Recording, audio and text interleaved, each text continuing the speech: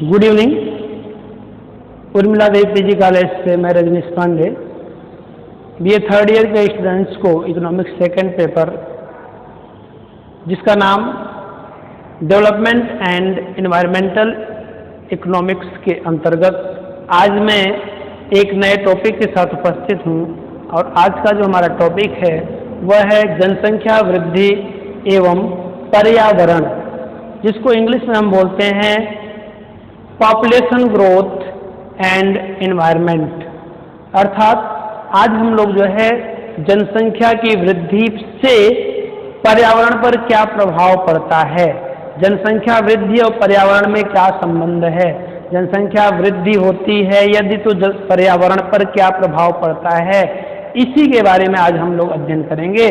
और यहाँ पर मैं आपको बता दूं कि जनसंख्या वृद्धि का जो पर्यावरण पर प्रभाव पड़ता है वह नकारात्मक प्रभाव पड़ता है। जनसंख्या वृद्धि पर पर्यावरण पर जो जनसंख्या वृद्धि का पर्यावरण पर जो प्रभाव पड़ता है वो निगेटिव इफेक्ट होता है और ये इफेक्ट जो है हम अध्ययन की सुविधा की दृष्टि से हम दो तरीके से कर सकते हैं। इसका जो नेगेटिव इफेक्ट पड़ता है पर्यावरण का जो प्रभाव पड़ता है कितने प्रकार से पड़ता है, दो तरह से पड़ता है ना। ये इफेक्ट जो है दो प्रकार से पड़ता है। जो नकारात्मक प्रभाव पड़ता है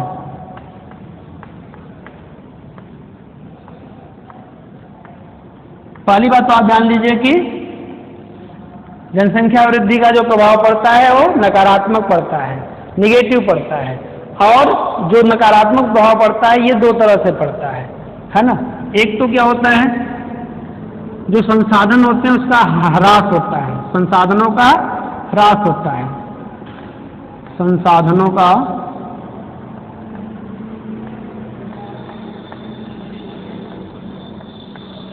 ह्रास। और दूसरा क्या होता है, प्रदूषण, प्रदूषण होता है ना, पॉल्यूशन। जनसंख्या वृद्धि से क्या होता है, एक तो जो प्राकृतिक संसाधन होते हैं उनका क्या होता है, उनका ह्रास होता है, उसमें कमी होती है।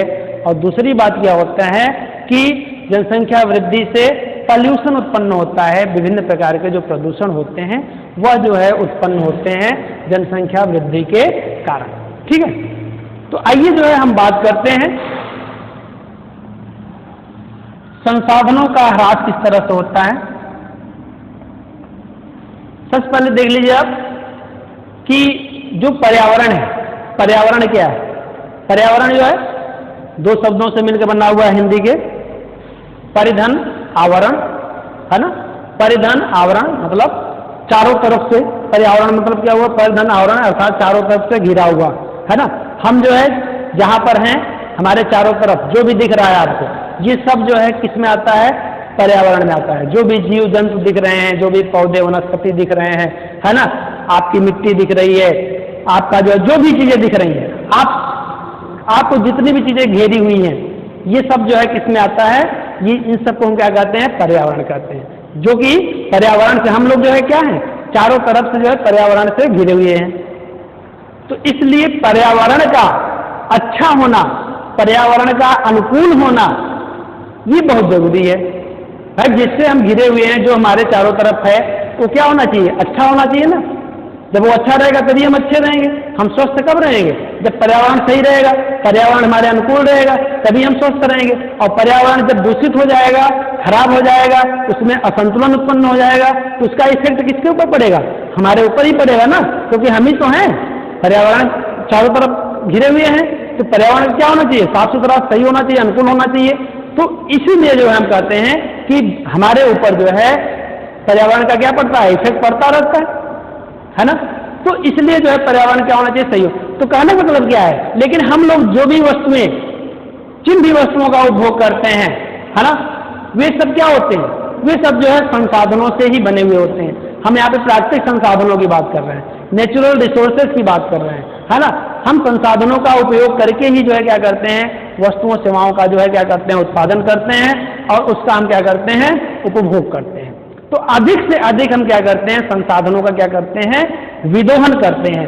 अधिक से अधिक मतलब अनावश्यक भी हम उसका दुरुपयोग करते हैं। जितनी आवश्यकता है उससे अधिक मात्रा में हम क्या करते हैं, उसका विदोहन करते हैं, अर्थात हम उसका विदोहन करते हैं, जिससे क्या होता है, जिससे जो है पर्यावरण में क्या होता है, ह्रास होता है, संसाधनों में क्या होता है, ह्रास होता है। जो प्राकृतिक संसाधन होते हैं उसमें कमी होते हैं, जो सीमित मात्रा में, चूंकि जो आपके सीमित मात्रा में जो भी प्राकृतिक संसाधन है, जब आप उसका अधिक से अधिक जो है दोहन करेंगे तो ऐसी स्थिति में निश्चित रूप से जो है उसका क्या होता है कि उसमें जो है कमी होती है, उसकी मात्रा में ह्रास होता है।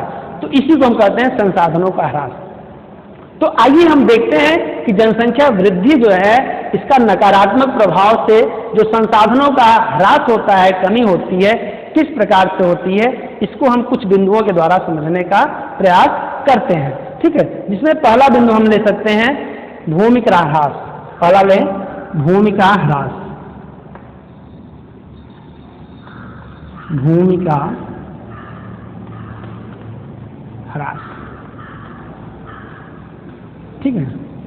पहले हम पॉइंट्स लिख ले रहे हैं, फिर इस पर चर्चा करते हैं। भूमि का ह्रास हो गया। वनस्पतियों की बात हम कर लें तो दूसरा जो है हम वनस्पति का ह्रास लिख सकते हैं। वनस्पति का ह्रास,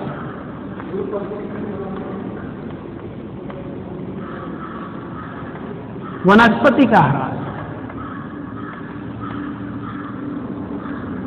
हम वन्य जीवों की बात कर लें तो आपका वन्य जीवों का ह्रास हम लिख सकते हैं। वन्य जीवों या वन्य जीवन का ह्रास। इसके अलावा हम कुछ और पॉइंट्स लिख सकते हैं, जैसे आपका खनिज तथा ऊर्जा संसाधनों का ह्रास। खनिज तथा ऊर्जा संसाधनों का ह्रास।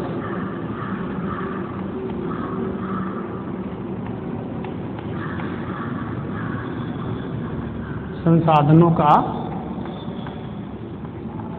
ह्रास, ठीक है।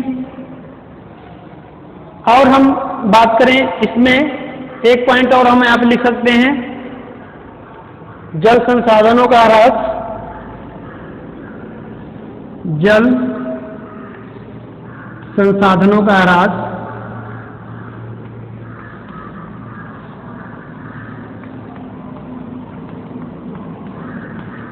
जल संसाधनों का ह्रास।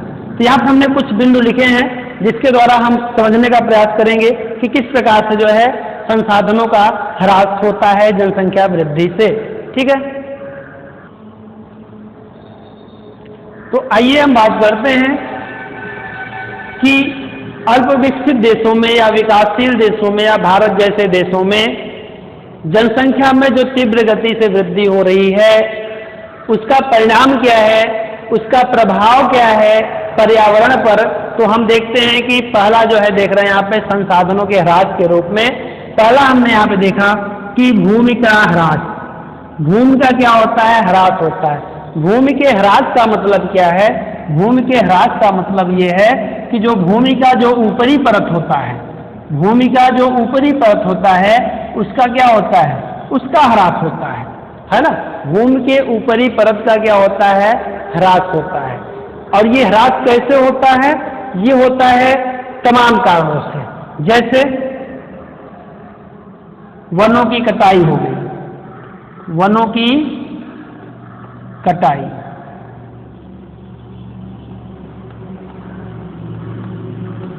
है ना। पशुओं के अधिक चरने से, जो घास है, घास का जो है अधिक जो है पशु जो है उसको, जो अधिक से अधिक पशु जो है चर लेते हैं, है ना। तो पशुओं के अधिक जो है चरने से भी क्या होता है कि हमारा जो है जो ऊपरी परत होता है ये क्या होता है, ये जो है आपका हम कहें कि ये जो है क्षीण होता है, इसमें ह्रास होता है। इसके अलावा हम बात करें कि जो आपके सड़क है, सड़क का निर्माण जब हम करते हैं, है ना, इसके अलावा हम बात करें कि भवन का जो हम निर्माण करते हैं, सड़क का निर्माण है, भवन का निर्माण है, जो हम खनन कार्य करते हैं, है ना, इसके अलावा जो है ये आप देख रहे हैं वनों की कटाई है पशुओं के अधिक चरने से, है ना। ये तमाम वजह है जिससे क्या है कि भूमि का जो ऊपरी परत होता है वो छीन हो जाता है। और भूमि का जो ऊपरी परत है वो कैसा है, वही जो है वहीं पर क्या होता है, जो वनस्पतियां होती हैं, जो घास होते हैं, जो फसल होते हैं, है ना, उनमें क्या होता है, उनको यहीं पर जो है क्या मिलता है, यहीं पर जो है ये उर्वरा शक्ति इसमें ज्यादा होती है, यहीं पर उर्वरकता होती है, यहाँ पर उर्वरकता क्षमता अधिक होती है ऊपरी परत में, है ना। उपजाऊपन होता है उसमें, क्योंकि उसी में क्या होता है, उसी में जो है हम बात करें कि यहाँ पर जो है जीवाश्म भी पाए जाते हैं। और इसके अलावा यहाँ पर जो है आपका जल धारण भी होता है, जल धारण किया जाता है, जल धारण करने की क्षमता भी होती है, जिससे क्या होता है पौधों को आवश्यकता के अनुसार पौधे क्या करते हैं, जल का उपभोग करते हैं, तो उनको जो है जल की प्राप्ति भी वहीं से होती है। और इसके अलावा जो है जो उर्वरा शक्ति होती है ये सब जो है यहीं पर होती है। इसके नीचे का जो परत होता है वो उसमें उपजाऊपन नहीं होता है ना। तो जो उपजाऊपन वाला जो परत होता है वो क्या होता है, वो धीरे धीरे उसका ह्रास होता है। इसी को हम मृदा अपरदन भी कहते हैं, इसी को हम क्या बोलते हैं, मृदा अपरदन भी बोलते हैं, मृदा अपवर्दन या मृदा अपरदन बोलते हैं इसको। क्यों? क्योंकि यहां पर मिट्टी क्या हो रही है ना, भूमि की ऊपरी परत या मिट्टी का लीजिए, क्या हो रहा है, ये जो है कट रहा है ना, ये क्या हो रहा है, कट रहा है। और कटने से क्या हो रहा है, क्यों कट रहा है, कारण क्या है, जनसंख्या का बढ़ना। जनसंख्या जब तेजी के साथ बढ़ती है तो उसके लिए जो है रहने की समस्या उत्पन्न हो जाती है, क्योंकि जमीन तो बढ़ नहीं रहा, भूमि तो बढ़ नहीं रही, भूभाग तो स्थिर है ना। जनसंख्या जब बढ़ेगी तो क्या करती है, वो जो है रहने के लिए जंगलों की तरफ भागती है, जिससे जंगलों का कटाई शुरू कर देता है। खेती के लिए, क्योंकि खेती भोजन की समस्या उत्पन्न होती है, तो खेती के लिए क्या करता है ना, खेती के लिए या रहने के लिए या फिर कह लीजिए कि अधिक जो आर्थिक विकास होता है उसके कारण जो है औद्योगिक विकास के लिए जो है क्या किया जाता है, वनों की कटाई शुरू कर दी जाती है ना। तो वनों की कटाई से क्या है, जब पेड़ कटने लगते हैं तो पेड़ों की कटाई से क्या होता है कि जो मिट्टी है वो क्या होती है, वो उसका ह्रास होना शुरू हो जाता है, या अधिक बाढ़ आ जाता है ना। बाढ़ आने से भी क्या होता है, मिट्टी कट जाती है, ठीक है। या पशुओं के अधिक चरने से ऊपर की मिट्टी जो है उर्वरा जो होती है वो खत्म हो जाती है ना, क्योंकि जब घास नहीं रहता तो बारिश बहुत तेज होती है तो मिट्टी छिन जाती है ना, वहां से उसका क्या होता है, ह्रास हो जाता है। तो कहने का तात्पर्य क्या है कि ये तमाम कारण हैं जिससे क्या होता है, मिट्टी जो है ऊपर की कट जाती है ना। और इसी को हम क्या कहते हैं, भूमि का ह्रास कहते हैं। और भूमि के ह्रास से क्या होते हैं कि जो हमारी जो वनस्पतियां हैं, है ना, जो हमारे फसल हैं, उनका जो है सही ढंग से विकास नहीं हो पाता है ना। इस प्रकार से देखा जाए तो यहाँ पर प्रकृति में थोड़ा सा असंतुलन आपको देखने को मिलता है, क्योंकि प्रकृति का संतुलन जो है, जो इकोसिस्टम है, पारितंत्र है, वो संतुलन की स्थिति में कब रहेगा, जब सब कुछ जो है बराबर मात्रा में हो, है ना। वनस्पतियां भी, वन्य जीव भी, है ना, मनुष्य, यानी सभी आपका जो है पशु पक्षी, है ना, सभी का क्या हो, आपका जो है संतुलन बरकरार रहे, है ना। क्यों संतुलन की आवश्यकता है, संतुलन की आवश्यकता इसलिए है कि जैसे देखिए जो पौधे होते हैं, पौधे, है ना, पौधे और जो आपके जीव होते हैं, आपके पौधों के अलावा जो है हम बात करें, जैसे आपका वन्य जीव हो गए, मनुष्य हो गए, है ना। तो पशु पक्षी या मनुष्य ना, पशु पक्षी क्या कर लीजिए, चाहे मानवेतर प्राणी कर लीजिए, है ना, पशु पक्षी मनुष्य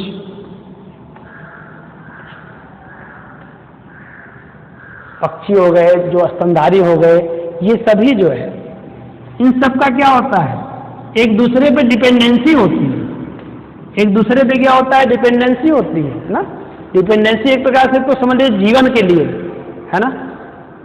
पौधों को क्या चाहिए, उनको जो है जीवन के लिए चाहिए कार्बन डाइऑक्साइड, क्या चाहिए इनको? Carbon dioxide.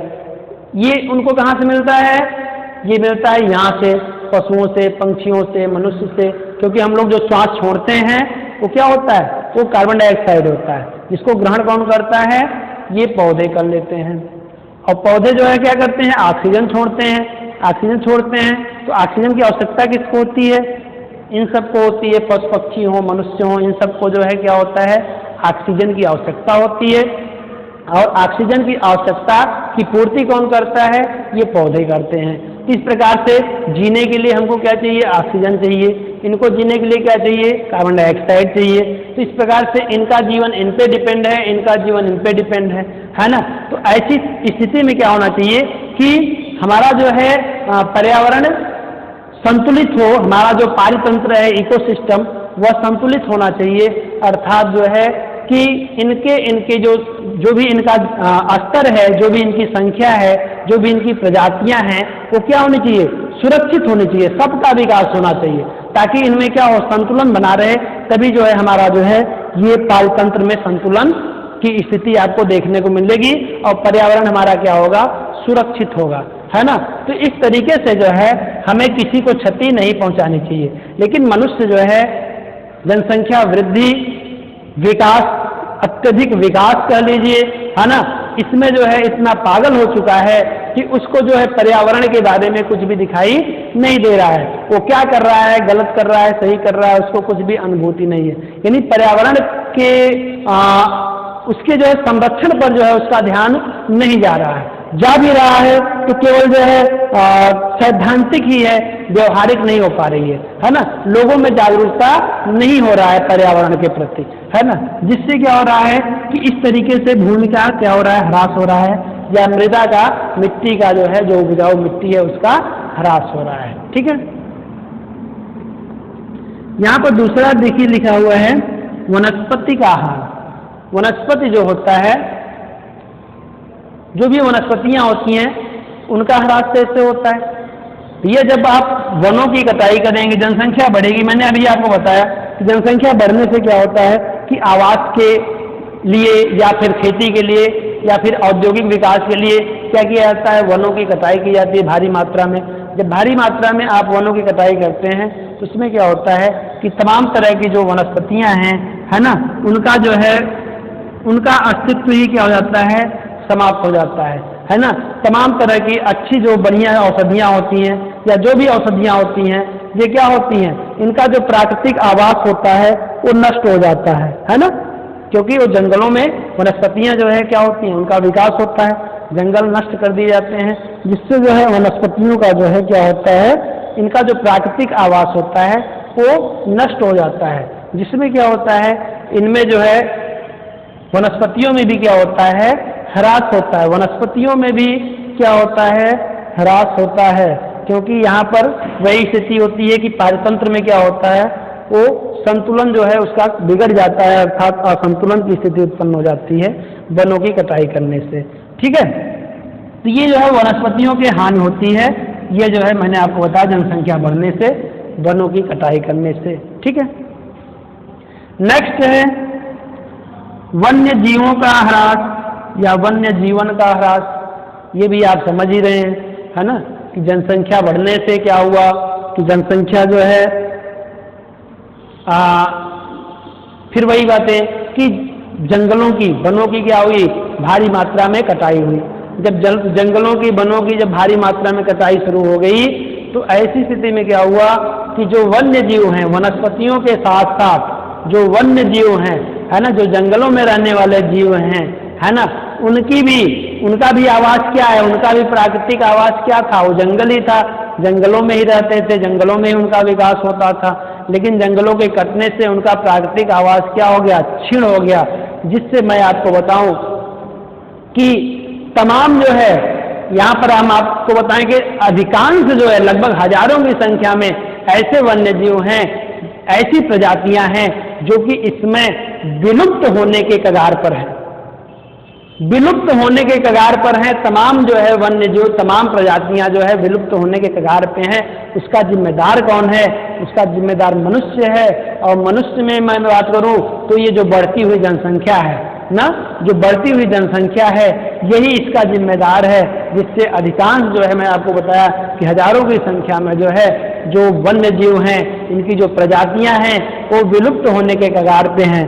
ठीक है, तो इस प्रकार से आप देखिए कि जनसंख्या बढ़ने से क्या हुआ कि वन्य जीवों का भी ह्रास हुआ। तो ये देखिए आप कि वन्य जीवों का ह्रास हुआ, वनस्पतियों का ह्रास हुआ। इस तरीके से मैंने आपको जो बताया कि जो पारितंत्र है उसमें क्या हुआ, असंतुलन उत्पन्न हुआ। इन सब में क्या हुआ, असंतुलन उत्पन्न हुआ, जबकि इनमें संतुलन रखना बहुत ही आवश्यक होता है। ठीक है, तो इस तरीके से आप देखिए यहां पर जो है हमने 3 पॉइंट तक पढ़ा। चौथा पॉइंट देखिए यहां पर, खनिज तथा ऊर्जा संसाधनों का ह्रास। देखिए जो खनिज और ऊर्जा संसाधन हैं इनका भी क्या हो रहा है, इनका भी ह्रास होता है जनसंख्या में वृद्धि होने से। क्यों? क्योंकि तमाम जो है ऐसे खनिज और ऊर्जा संसाधन हैं जिनकी जो प्रकृति है, नेचर है, वो कैसी है, वो है अनवीकरणीय। कैसी है? अनवीकरणीय है, अनवीकरणीय है, अनवीकरणीय है, अनवीकरणीय है। तमाम ऐसे संसाधन हैं जो खनिज और ऊर्जा संसाधनों में जो कि अनवीकरणीय है। इसका मतलब क्या हुआ, नॉन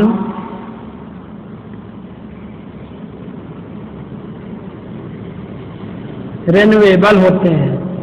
अर्थात क्या हुआ, नॉन रिन्यूएबल होते हैं। इसका मतलब ये हुआ कि इनका जो उपयोग होता है, जो उपभोग होता है, वो केवल एक ही बार होता है। अर्थात एक बार में ही ये क्या होते हैं, नष्ट हो जाते हैं। फिर से जो है इसका जो है एक प्रकार से चक्री क्रम नहीं होता कि फिर से जो है इसका नवीकरण ही नहीं होता। ये नवीकरण जो है खनिज और ऊर्जा संसाधन नहीं होते तमाम, जो जिसका हम फिर से उपभोग कर सकते हैं, उपयोग कर सकते हैं। तो ऐसी स्थिति में आपका जो है जैसे जल है, पानी है, पानी क्या होता है, उसका एक जल चक्र होता है, जिससे क्या होता है कि जो पानी जो है जमीन में जाता है ना, वो जो है क्या होता है, बारिश जो होती है, समुद्र का जो पानी है, कह लीजिए नदियों का जो पानी है, वाष्प बनकर जो है ऊपर बादल के रूप में बनता है, फिर बारिश होती है, फिर जमीन पर आती है ना। जमीन से फिर वो क्या होता है, वो नदियों तालाबों में जाता है, कुछ जो है जमीन के अंदर चला जाता है ना, जिसको हम क्या करते हैं, पीने के लिए जो है काम करते हैं, पीने के जो है काम में आता है। ठीक ना, तो उसका एक चक्र चलता रहता है। तो जिससे क्या होता है, उसको जो है हम एक बार में वो नष्ट नहीं हो पाता है, तो उसका एक चक्र चलता है। जबकि ये खनिज पदार्थ और ऊर्जा के जो तमाम संसाधन होते हैं जिसका आप उपयोग करेंगे, तो इनकी जो मात्रा होती है वो सीमित होती है ना। और इनका जब आप अधिक से अधिक उपयोग करेंगे तो इसकी क्या होगी, इसकी जो मात्रा होगी उसमें कमी हो जाएगी, जिससे संकट उत्पन्न हो जाएगा, संसाधनों का संकट उत्पन्न हो जाएगा। तो होता क्या है, जैसे कोयला है ना, कोयला के द्वारा जब आप बिजली का जो है उत्पादन करते हैं तो कोयला क्या है, अब कोयले की जो मात्रा है वो सीमित है। लोहा है, सोना है ना, ये सब जितने भी खनिज पदार्थ हैं या ऊर्जा के जो संसाधन हैं, है ना, मैंने अभी आपको बताया कोयला है, पेट्रोलियम पदार्थ है, ये सभी जो है क्या है, ये सब जो है इसकी जो मात्रा है वो सीमित है। ये सभी जो है अनवीकरणीय प्रकृति के हैं, है ना। इसलिए जो है जबकि मनुष्य जो है क्या करता है, वो विकास के मार्ग में अधिक से अधिक दुरुपयोग करता है ना। और उससे क्या है कि अधिक से अधिक उपयोग या दुरुपयोग करने से ये जो है इन सब में क्या होता है, ह्रास होता है। जैसे प्रकृति में क्या होता है, असंतुलन उत्पन्न होता है, पर्यावरण में असंतुलन उत्पन्न हो जाता है। ठीक है, भविष्य में जो है इसमें जो है इनकी मात्रा में क्या होता है, संकट उत्पन्न हो जाता है। भविष्य में आप अधिक से अधिक इसका उपयोग करते हैं। क्यों करते हैं? क्योंकि जनसंख्या बढ़ती है। जनसंख्या वृद्धि के कारण ही इनका अधिक से अधिक जो है क्या करना पड़ता है, विरोहन करना पड़ता है, अत्यधिक विरोहन करना पड़ता है, दुरुपयोग किया जाता है। क्यों? जनसंख्या वृद्धि के कारण, इसकी भरपाई के लिए, रोजगार के अवसर बढ़ाने के लिए, है ना, इनकी जो है उपभोग की जो प्रक्रिया उसको पूरा करने के लिए इन सब का क्या किया जाता है, अधिक से अधिक विदोहन किया जाता है। अत्यधिक विदोहन करने से क्या होता है, इसमें ह्रास होता है। नेक्स्ट आपका है जल संसाधनों का ह्रास। जल संसाधनों का ह्रास का मतलब क्या है? वैसे तो कहा जाए कि जल जो है जल बहुत ज़्यादा है हमारे, है ना, हमारे जो है पृथ्वी पर लगभग 1/3 जो है 2/3 जो है आपका जल ही जल है, 1/3 जो है भूभाग है, जमीन है। तो लगभग जो 2/3 जो है आपका 2/3 जो जल ही जल है। लेकिन जल तो है, लेकिन जो पीने योग्य जल है ना, स्वच्छ जल, जो पीने योग्य जल है, उसकी जो मात्रा है वो क्या है, सीमित है। इसीलिए जो जल संरक्षण की बात की जाती है ना। लेकिन जब अधिक से अधिक जनसंख्या में वृद्धि होती है तो जल का क्या होता है, अधिक से अधिक उपभोग होता है। अच्छा, इस उपभोग क्रम में सबसे अधिक उपयोग कहाँ पे होता है? तो मैं आपको बता दूं कि सबसे अधिक, वैसे तो पीने के लिए हम जल का प्रयोग करते हैं, कपड़ा साफ करने के लिए, नहाने के लिए हम उपयोग करते हैं। इसके अलावा खेतों की सिंचाई के लिए करते हैं, उद्योगों में जो है जल का उपयोग किया जाता है।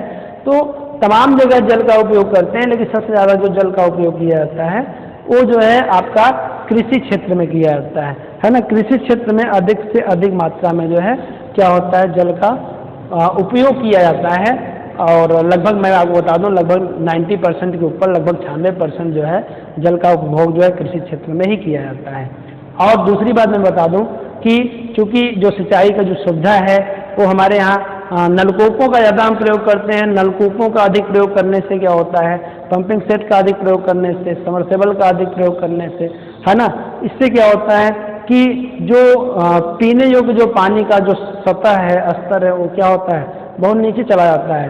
जिससे जो है जो पीने योग्य जल होता है उसका संकट उत्पन्न हो जाता है। पानी पीने का संकट उत्पन्न हो जाता है, जल स्तर बहुत नीचे चला जाता है ना। तो इस तरीके से जो है अधिक जनसंख्या बढ़ने से जल संसाधनों का भी क्या होता है, ह्रास होता है। तो इस प्रकार से संसाधनों का ह्रास होता है जनसंख्या वृद्धि करने से, जनसंख्या में वृद्धि होने से। ये पहला जो है कैसे होता है, इसके बारे में हमने यहाँ पे चर्चा किया। अब हम बात करते हैं कि जनसंख्या बढ़ने से क्या होता है, प्रदूषण की समस्या उत्पन्न होती है ना। पॉल्यूशन, प्रदूषण की समस्या उत्पन्न होती है।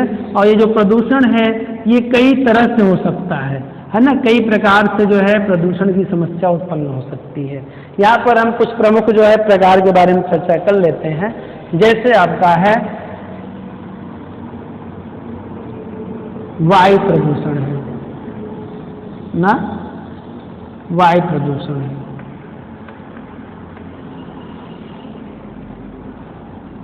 आपका जो है जल प्रदूषण है। आप लोग नाम सुने होंगे सभी प्रदूषण के। ध्वनि प्रदूषण है।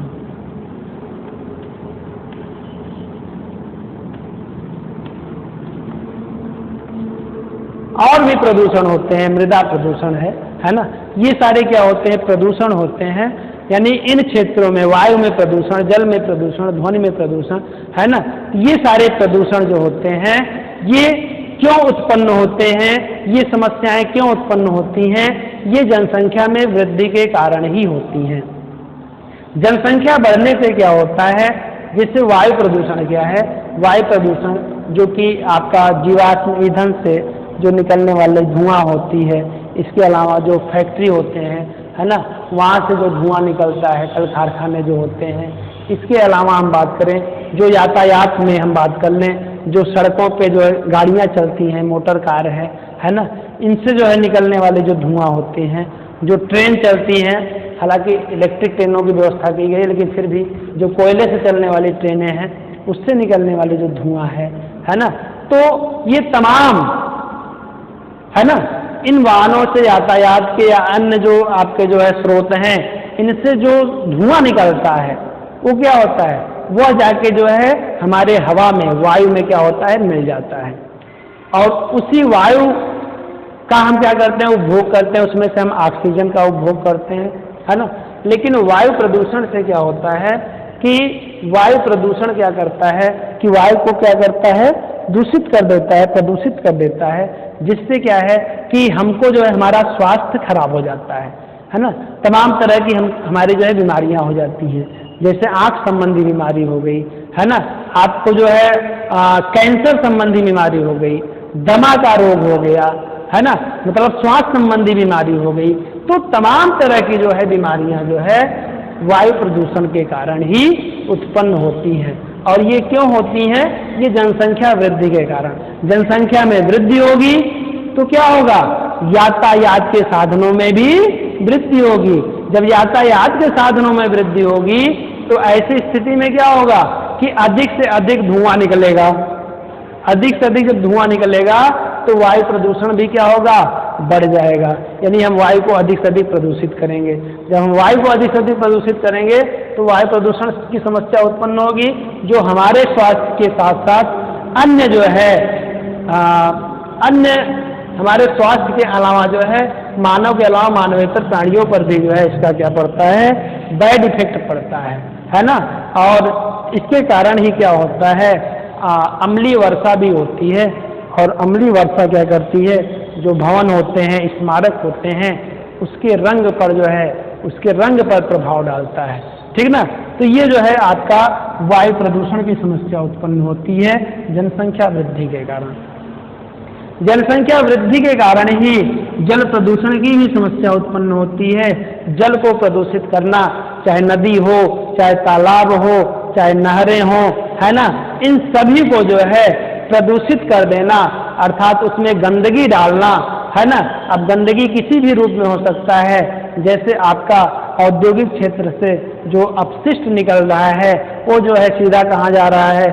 जल में जा रहा है, नदी में जा रहा है। यहाँ तक कि शहरों की जो भी गंदगी है, जो भी मल है, वो सब का क्या हो रहा है? सब नदियों में जा रहा है। जिससे क्या हो रहा है? जो भी हम कूड़ा होता है ना, कूड़े को भी जो है, जो बहुत ही अपशिष्ट जो रसायन होते हैं, उन सबको जो है, यहाँ तक कि शीशा को भी हम क्या करते हैं? जल में फेंक देते हैं। तालाब है, नहर है ना, नदियों में हम फेंक देते हैं। जिससे क्या होता है? जिससे जो है, यहाँ तक कि हम आपको बात करें कि जो हमारी धार्मिक आस्था है, धार्मिक आस्था के द्वारा भी हम क्या करते हैं? अधिक से अधिक जो है जल को क्या करते हैं? प्रदूषित कर देते हैं, है ना। और यहाँ तक कि जो मूर्ति विसर्जन होता है दुर्गा पूजन के समय, है ना, उस पर भी अब धीरे धीरे क्या हो रहा है? उस पर रोक लगाया गया। नदियों पर जो है बहाने के लिए जो है, जैसे गंगा नदी है, उस पर रोक लगा दिया गया भारत में, है ना। उसको नहरों में जो है बहाया जाता है। तो उसमें क्या होता है? उसमें जो है रसायन होता है, केमिकल्स होते हैं, जो कि क्या करता है? जल को प्रदूषित कर देता है। और इसके अलावा जो हमारी धार्मिक आस्था है, जैसे हिंदू धर्म में क्या होता है? जो हमारा जो अंतिम संस्कार होता है ना, मनुष्य का जो अंतिम संस्कार होता है, उसमें हिंदू धर्म में क्या होता है कि हम उस जो है लाश को जला देते हैं। जो मृत बॉडी होती है ना, मृत शरीर को जलाते हैं, जलाकर अंतिम संस्कार करते हैं। जबकि जो मुस्लिम धर्म के लोग होते हैं वे क्या करते हैं कि उस मृत शरीर को नीचे जमीन में गाड़ देते हैं, है ना, दफना देते हैं। तो इस तरीके से अंतिम संस्कार करते हैं। तो जो हम मिट्टी को जो जला देते हैं, जो मृत शरीर को जला देते हैं, जलाकर नदी में प्रवाहित करते हैं, इससे भी क्या होता है? हमारा जल प्रदूषित होता है। तो ये तमाम वजह हैं जिससे जो है हमारा जो जल होता है, नदियों का, तालाबों का, नहरों का, इन सब का जो जल होता है वो दूषित हो जाता है। जिससे उसमें रहने वाले जो जलीय जो जंतु होते हैं, उनको जो है वहाँ पर ऑक्सीजन की कमी हो जाती है, जिससे उनकी प्रजातियाँ तमाम जो है विलुप्त होने लगती हैं, नष्ट होने लगती हैं, मरने लगती हैं। और हमको भी जो है पीने योग्य पानी में क्या होती है? दिक्कतें होती हैं, असुविधा होने लगती हैं, है ना। तो ये सारी चीज़ जो है क्यों हो रही है? ऐसा क्यों हो रहा है? ये जो है बढ़ती हुई जनसंख्या का ही प्रभाव है। जनसंख्या बढ़ने से ही जो है अधिक से अधिक गंदगी जो है कहाँ पे जा रहा है?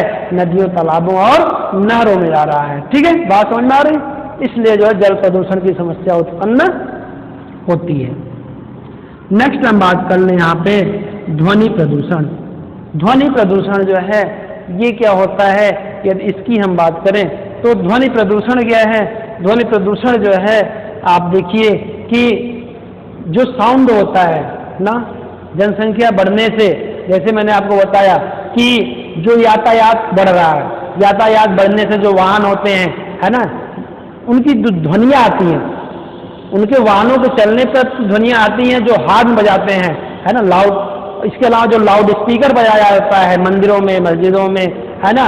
इसके अलावा जो आपका जहाज होता है, हेलीकॉप्टर, जहाज, जो जेट यान होता है, रॉकेट जो होता है ना, इन सब से जो है जेट यान जिसको हम बोलते हैं, इन सब से जो है रेलवे, ट्रेन होता है ना, इसके अलावा मशीनें होती हैं, कल कारखाने होती हैं, है ना, भीड़ भाड़ जो जगह होती है, यहाँ पर क्या होता है, अधिक से अधिक जो है ध्वनि उत्पन्न होता है, जो कि क्या करता है, हमारे स्वास्थ्य को, हमारे जो है जो सुनने की जो क्षमता है उस पर क्या करता है, प्रभाव डालता है, उसको कमजोर कर देता है।